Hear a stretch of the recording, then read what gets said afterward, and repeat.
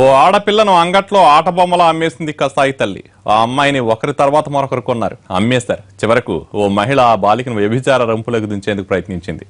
చాకచక్యంగా తప్పించుకున్న ఆ బాలిక పోలీసుల చెంతకు చేరడంతో కథ మొత్తం బయటపడింది. అప్పటికే కొందరు బాలికలపై అఘాయిత్యానికి పాల్పడ్డారు. ఆ నీతిలో ఓ హోంగార్డు కూడా ఉన్నాడు. ప్రకాశం జిల్లాలో కలకలం రేపింది ఈ దారుణం.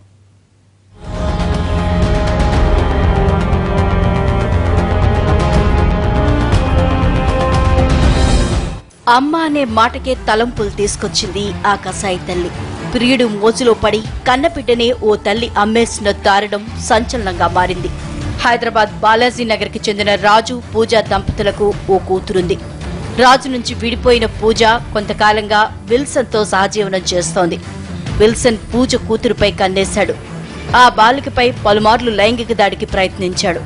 ప్రియుడితో తన సంబంధానికి కన్నబిడ్డే అడ్డొస్తోందని సహించలేకపోయిందా కసాయి తల్లి. కూతురు తన దగ్గరే ఉంటే సహజీవనం కొనసాగించడం కష్టమనుకుంది. అందుకే తన 11 ఏళ్ల కూతుర్ని విజయవాడలోని ఓ మహిళకు అమ్మేసింది.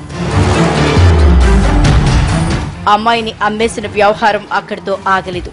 ఇలా ఒకరి తర్వాత మరొకరు అమ్ముతూ పోయారు. ఇలా ఒక్కొక్కరి నుంచి చేతులు మారుతూ ఆ బాలిక ప్రకాశం జిల్లా చీరాల సమీపంలోని జాండ్రపేట వాసవి నగర్లో వ్యభిచారం నిర్వహిస్తున్న వాణి దగ్గరకు చేరింది.